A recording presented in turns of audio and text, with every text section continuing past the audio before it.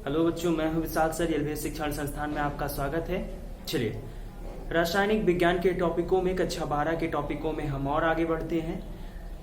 इससे पहले की जो हमने टॉपिक पढ़े थे, उन टॉपिकों का जो लेसन था वो हमारा समाप्त हो गया। इससे पहले का जो लेसन था वो खत्म हो गया है। अभी आज का जो हमारा अगला लेसन है, जिसका नाम है रासायनिक बल गतिकी, कक्षा 12, अगला अध्याय रासायनिक बल गतिकी।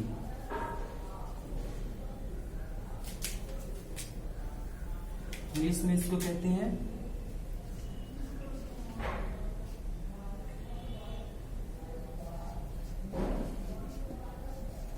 Chemical kinetics. ठीक, तो इसी चैप्टर के विषय में हमको पढ़ना है। तो सबसे पहले हम ये जानते हैं कि ये चैप्टर हमसे कहना क्या चाहता है। देखिए, इस चैप्टर में हम ये देखेंगे, पूरी बात इस पूरे चैप्टर में हम केवल अभिक्रियाओं के विषय में पढ़ेंगे। अभिक्रिया क्यों होती है, कैसे होती है, अभिक्रिया को कौन कौन से कारक प्रभावित कर सकते हैं, किसी अभिक्रिया का दर क्या होता है, किसी अभिक्रिया की वेग क्या होती है, किसी अभिक्रिया की कोटि क्या होती है, कोटि कितने प्रकार के होते हैं, कोटियों को निकाला कैसे जाता है। ठीक है, मेरे कहने का ये मतलब है कि किसी रासायनिक अभिक्रिया में घटने वाले सभी प्रक्रमों का अध्ययन हम यहाँ करेंगे। ठीक है, तो सबसे पहले हम ये देखते हैं कि केमिकल काइनेटिक्स, रासायनिक बल गतिकी की परिभाषा क्या होती है। चलिए देखिए,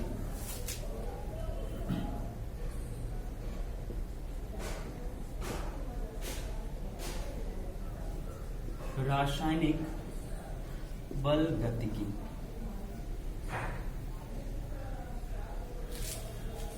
इसकी जो परिभाषा होती है वो ये होती है, ध्यान से समझेंगे इसको, कि किसी रासायनिक अभिक्रिया को प्रभावित करने वाले कारक जैसे ताप, दाब, सांद्रता इत्यादि, जितने भी ये कारक हैं, इन कारकों के संदर्भ में हम जिस विज्ञान की शाखा के अंतर्गत अध्ययन करते हैं वो विज्ञान की शाखा हमारी रासायनिक बल गतिकी कहलाती है। बात समझ में आई?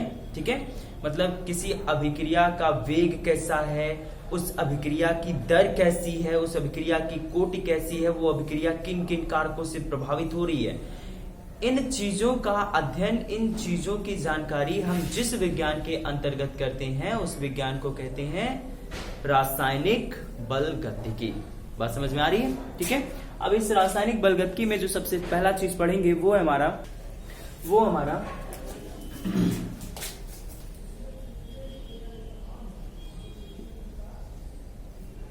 तीव्र तथा मंद अभिक्रियाएं।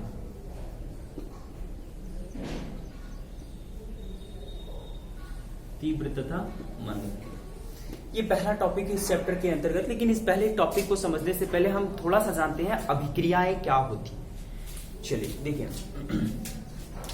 अभिक्रियाएं क्या होती हैं, पहले इनकी परिभाषा सुन लेते हैं। देखिए, दो या दो से अधिक तत्वों अथवा यौगिकों के रासायनिक संयोग से जब किसी तीसरे यौगिक या तत्व का निर्माण होता है तो इस प्रक्रम को रासायनिक अभिक्रियाएं कहते हैं।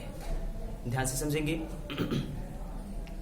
वह प्रक्रम जिससे किन्हीं दो या दो से अधिक तत्वों अथवा यौगिकों के संयोग से, के रासायनिक संयोग से जब किसी तीसरे यौगिक या तत्व का निर्माण होता है तो उसे हम लोग कहते हैं, इस प्रक्रम को हम लोग कहते हैं रासायनिक अभिक्रिया।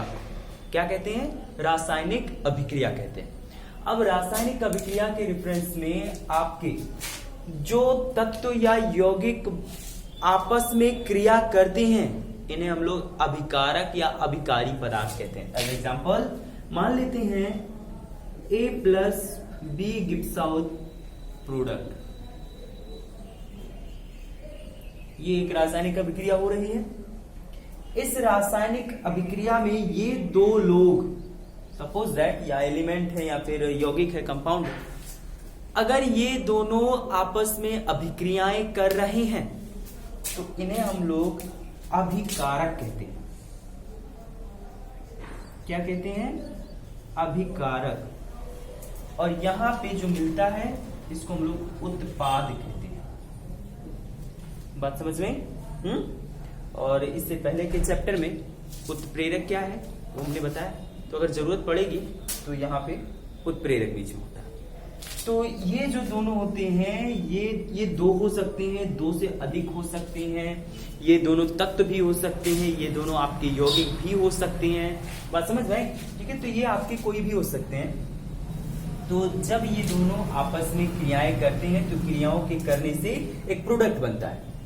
तो जिस प्रक्रम से दो या दो से अधिक यौगिक या दो या दो से अधिक तत्व किसी नए तत्व का निर्माण करते हैं या किसी नए कंपाउंड का निर्माण करते हैं, नए यौगिक का निर्माण करते हैं, उसी प्रक्रम को हम लोग रासायनिक अभिक्रियाएं कहते हैं। तो अभी हम इसमें देखेंगे कि रासायनिक अभिक्रियाएं जो होती हैं ये कितने प्रकार की होती है। तो अभी हम पहले देख रहे हैं नॉर्मल बेस पे रासायनिक अभिक्रियाएं दो प्रकार की होती हैं, ठीक है, जिनमें से आपका पहला जो प्रकार है जिसे हम लोग कहते हैं तीव्र अभिक्रियाएं, एंड जो दूसरा प्रकार है जिसे हम लोग कहते हैं मंद अभिक्रियाएं, ठीक है, या तीव्रगामी अभिक्रियाएं, मंदगामी अभिक्रियाएं। चलिए देखिए तीव्रगामी अभिक्रियाएं क्या होती हैं।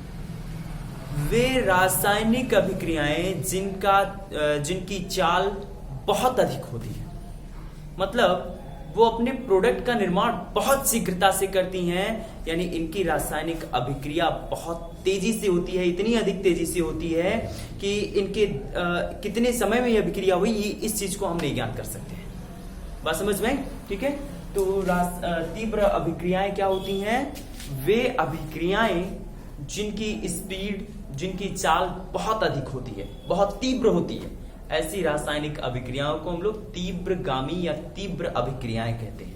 बात समझ में? और इसके विपरीत मंद अभिक्रियाएं क्या होती हैं? वे रासायनिक अभिक्रियाएं जिनकी स्पीड, जिनका चाल थोड़ा स्लो होता है, वो कई दिनों में अभिक्रियाएं कंप्लीट होती हैं, कई वर्षों में अभिक्रियाएं कंप्लीट होती हैं। कुछ रासायनिक अभिक्रियाएं होती हैं ऐसी जो कि वर्षों लग जाते हैं उन रासायनिक अभिक्रियाओं को पूरा होने में। बात समझ में आई? ठीक है, तो जिन रासायनिक अभिक्रियाओं की स्पीड बहुत स्लो होती है, बहुत धीमी होती है, बहुत मंद होती है, उन रासायनिक अभिक्रियाओं को हम लोग मंद अभिक्रियाएं कहते हैं। बात समझ में आई? ठीक है, तो तीव्र अभिक्रियाएं क्या है, मंद अभिक्रियाएं क्या है, परिभाषा समझ में आई? वे रासायनिक अभिक्रियाएं जिनकी स्पीड बहुत अधिक होती है, जिनकी चाल बहुत तीव्र होती है, उन्हें हम लोग तीव्र अभिक्रियाएं कहते हैं, तथा वे रासायनिक अभिक्रियाएं जिनकी स्पीड बहुत स्लो होती है, बहुत धीमी होती है, उन रासायनिक अभिक्रियाओं को हम लोग मंद अभिक्रियाएं कहते हैं। बात समझ में? ये तो स्पीड के बेस पे हो गया रासायनिक अभिक्रियाओं के प्रकार। अब देखते हैं हम लोग इनके मूल प्रकार।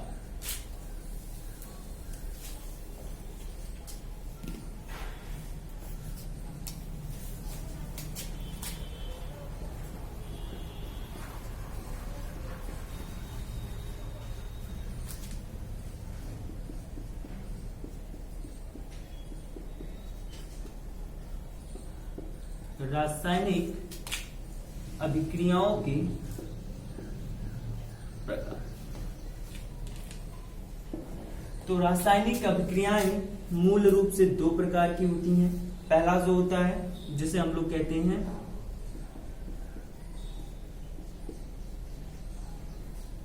आयनिक अभिक्रियाएं,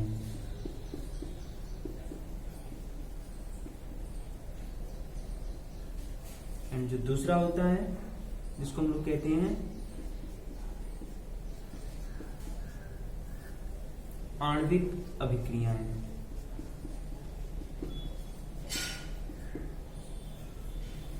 ये हमारी मूल रूप से दो अभिक्रियाएं, ठीक है। रासायनिक अभिक्रियाओं के प्रकार हमारा टॉपिक चल रहा है, जिनमें से रासायनिक अभिक्रियाएं कितने प्रकार की होती हैं? दो प्रकार की होती हैं। पहला प्रकार कौन सा है? आयनिक अभिक्रियाएं, और दूसरा क्या है? आणविक अभिक्रियाएं। बात समझ में? तो आयनिक अभिक्रियाएं क्या होती हैं, आणविक अभिक्रियाएं क्या होती हैं? चलिए इनकी परिभाषाओं को देखते हैं। देखिए, आयनिक अभिक्रियाएं वे अभिक्रियाएं होती हैं जो आयनों के मध्य होती हैं। आयनिक अभिक्रियाएं वे अभिक्रियाएं होती हैं जो आयनों के मध्य होती हैं। जैसे एक एग्जांपल के जरिए समझते हैं। जैसे मान लेते हैं Ag पॉजिटिव सिल्वर +1 का चार्ज होता है, प्लस Cl नेगेटिव क्लोरीन, इस पर माइनस का चार्ज होता है। जब रासायनिक अभिक्रियाएं इन तत्वों के साथ नहीं, इन पर उपस्थित इन चार्जों के साथ होने लगती हैं, तो ऐसी अभिक्रियाओं को हम लोग कहते हैं आणविक अभिक्रियाएं। बात समझ में आई? ऐसी अभिक्रियाओं को क्या कहते हैं हम लोग? आणविक अभिक्रियाएं कहते हैं। बात समझ में आई? ठीक है। यहां जैसे आयनिक अभिक्रियाएं कहते हैं। देखिए, जब कोई रासायनिक अभिक्रिया कंपाउंडों पर या तत्वों पर उपस्थित आयनों के मध्य, चार्जों के मध्य जब अभिक्रियाएं होती हैं, तो इन अभिक्रियाओं को हम लोग क्या कहते हैं? आयनिक अभिक्रियाएं। बात समझ में आई? आयनिक अभिक्रिया क्या होती है, इसकी परिभाषा समझ में आई? वे रासायनिक अभिक्रियाएं जिनमें रासायनिक अभिक्रिया हमारे अभिकारक पदार्थों के, अभिकारी पदार्थों के आयनों के मध्य होती हैं, इन रासायनिक अभिक्रियाओं को हम लोग आयनिक अभिक्रियाएं कहते हैं। बात समझ में आई? ठीक है। आयनिक अभिक्रियाएं किसे कहते हैं? वे रासायनिक अभिक्रियाएं जिनकी रासायनिक अभिक्रिया हमारे अभिकारक पदार्थ के आयनों के मध्य होती है, उन रासायनिक अभिक्रियाओं को हम लोग आयनिक अभिक्रियाएं कहते हैं। पहली बात तो ये कि अगर आप आयन समझ रहे हैं कि आयन क्या होते हैं, तो आयनिक अभिक्रियाएं बड़ी आसानी के साथ आपको समझ में आ जाएंगे। जैसे आयन क्या होते हैं कि हर एक तत्व पर, हर एक धातु पर धनावेश या ऋण आवेश उपस्थित होता है। बात समझ में आई? तो उन पर यही जो धन आवेश या ऋण आवेश उपस्थित होता है, इन्हीं को हम लोग आयन कहते हैं। बात समझ में? ठीक है। तो जब किसी तत्व, किसी कंपाउंड पर उपस्थित आयनों के मध्य अभिक्रियाएं होती हैं, तो उन रासायनिक अभिक्रियाओं को हम लोग आयनिक अभिक्रियाएं कहते हैं। बात समझ में? अब अपना दूसरा देखते हैं, आणविक अभिक्रियाएं क्या होती हैं। देखिए, वे रासायनिक अभिक्रियाएं जिनकी रासायनिक अभिक्रिया अणुओं के मध्य होती है, वे रासायनिक अभिक्रियाएं जो अणुओं के मध्य होती हैं, उन रासायनिक अभिक्रियाओं को हम लोग क्या कहते हैं? आणविक अभिक्रियाएं कहते हैं। एक एग्जांपल से देखते हैं इसको, एक एग्जांपल से समझ। जैसे हमारा हो गया एसिटिक अम्ल CH3COOH, इसकी अभिक्रिया अगर हम एथिल अल्कोहल के साथ करा दें और H2SO4 की उपस्थिति में, तो हम देखते हैं कि ये रासायनिक अभिक्रिया, ये जो दोनों आप देख रहे हैं, ये कंपाउंड आपके यहाँ अभिकारक हैं। इन अभिकारक पदार्थों के मध्य इस बार अभिक्रियाएं हो रही हैं, इनके अणुओं के मध्य रासायनिक अभिक्रियाएं हो रही हैं। तो इस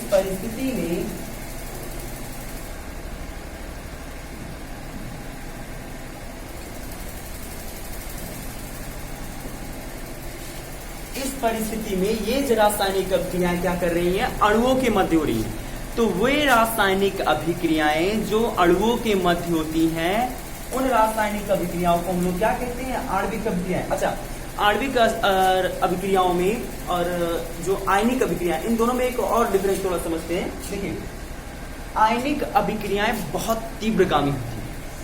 आयनिक अभिक्रियाएं बहुत तीव्रता के साथ होती हैं, जबकि हमारी ये जो आणविक अभिक्रियाएं होती है, ये आणविक अभिक्रियाएं उतनी तेजी से नहीं होती है जितनी तेजी से हमारी आयनिक अभिक्रियाएं होती हैं। बात समझ में? इसके कारणवश जो आयनिक अभिक्रियाएं होती हैं, आयनिक अभिक्रियाओं को हम लोग तीव्रगामी या तीव्र अभिक्रियाएं भी कहते हैं, जबकि आणविक अभिक्रियाओं का जो स्पीड होता है, इनकी जो चाल होती है, स्लो होती है, कम होती है, जिसके कारणवश हम जो आणविक अभिक्रियाएं होती हैं, आणविक अभिक्रियाओं को हम लोग मंदगामी अभिक्रियाएं भी कहते हैं।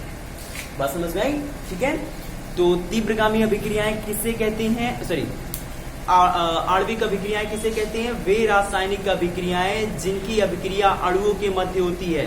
ठीक है। जो हमारे अभिकारक होते हैं, अभिकारक पदार्थों के अणुओं के मध्य होने वाली रासायनिक अभिक्रियाओं को हम लोग आणविक अभिक्रियाएं कहते हैं। और आणविक अभिक्रियाएं, इनकी जो स्पीड होती है बहुत धीमी होती है, जिसके कारण इन्हें हम लोग मंदगामी अभिक्रियाएं भी कहते हैं। जबकि हमारा जो आयनिक अभिक्रिया होता है, वे रासायनिक अभिक्रियाएं जिनकी रासायनिक अभिक्रिया अणुओं के मध्य ना होकर के उनके आयनों के मध्य होती है, उन्हें हम लोग कहते हैं आयनिक रासायनिक अभिक्रियाएं। और आयनिक जो अभिक्रियाएं होती हैं, ये बहुत तीव्रता से करती हैं, इनकी स्पीड बहुत अधिक होती है, जिसके कारण बस इन्हें हम लोग तीव्रगामी रासायनिक अभिक्रियाएं भी कहते हैं। बात समझ में आई? ठीक, चलिए अगला टॉपिक देखते हैं।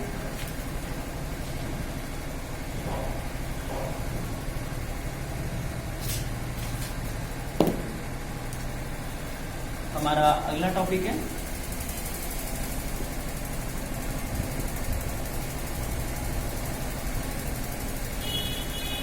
अभिक्रिया का वेग।